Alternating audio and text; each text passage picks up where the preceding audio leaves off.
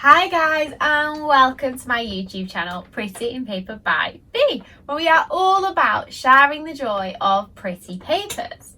Now in today's tutorial I'm going to show you how to make your very own bat party decoration using a really simple beginner's iris folding pattern, and we're going to make something just like this.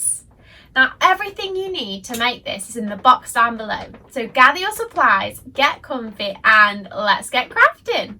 So I've got all my supplies out ready for today's session, and to start with I've downloaded and printed off the bat pattern PDF and just cut it up into the separate pieces. Now the first piece we're going to need today is the card template, and I just want you to cut out the bat shape following the black line, nice and simple. Once you've got your bat shape ready, grab the smallest of your oval shapes. I've put the measurements for these in the box below if you want to make yours the same size. Position your bat shape in the centre of your oval and trace round the bat using a pencil, creating a nice outline. Once you've got your pencil outline done, you can cut out your bat aperture. So grab a craft knife and a cutting mat. Place the cutting mat underneath the bat shape just to protect the table, and following that pencil line, use your craft knife to cut out your bat aperture. Once you've got your bat aperture cut out, you can remove the middle piece, as we don't actually need the bat shape, you just need the frame. And then you can get rid of the cutting mat as well because we don't need this anymore, so just put that to one side. Okay, so now it's time to think about the iris folding. So you're going to need to grab the bat pattern from the PDF download, and with a couple of pieces of blue tack, I want you to put these on the reverse side of the pattern, and then secure the pattern to the table, making sure that it's nice and steady. Once you've got your bat pattern in place, I want you to do exactly the same thing, but with your bat frame. So grab a couple more pieces of blue tack, place them on the front of the oval and place over the top of the pattern so you can see all the lines and numbers through the middle. Perfect. Okay, now that we've got our bat frame and pattern in place, I want you to grab the pattern guide. Now as you can see, we need 4 different pretty papers for this iris folding, so I've got these out at the top, and I'm going to cut my pretty papers into strips of about 2 centimeters wide, and I'm going to need 2 or 3 of each pretty paper.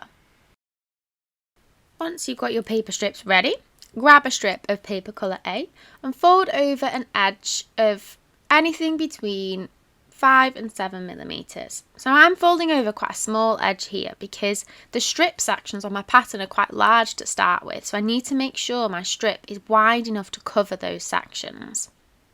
Once you've got a folded edge ready, cut a section large enough to cover number 1 on the iris folding pattern. Make sure your folded edge is facing towards the centre and secure in place with a couple of pieces of sticky tape. Oops, obviously not made that very secure. Make sure it's secure in place with the sticky tape, and then you can continue following around your bat shape using the pattern guide and placing your paper strips.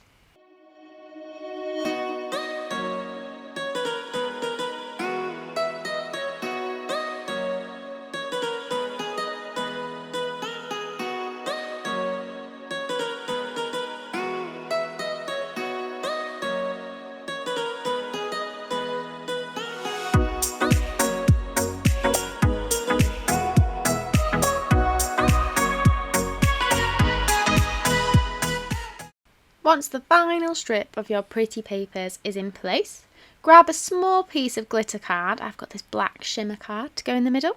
Place face down over the hole and secure in place with your sticky tape. And now the best part, guys, you can turn over your bat and look at your iris folding. I love the spiral effect on this one. It's looking pretty cool, right? Okay, now let's cover the back of the iris folding. So using some foam sticky pads, place these around the outside of your oval, spacing about 4 or 5 centimeters apart. Then you're going to peel the backs off and stick to your next oval, the glitter card in my case.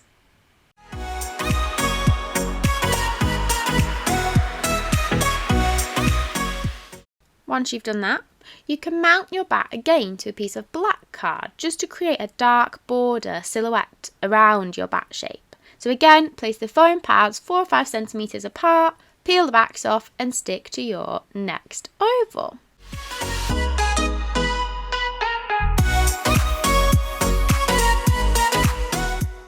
And now we're pretty much finished here, guys. So you could use this as party decoration, you can put in a frame for room decor, it's completely up to you.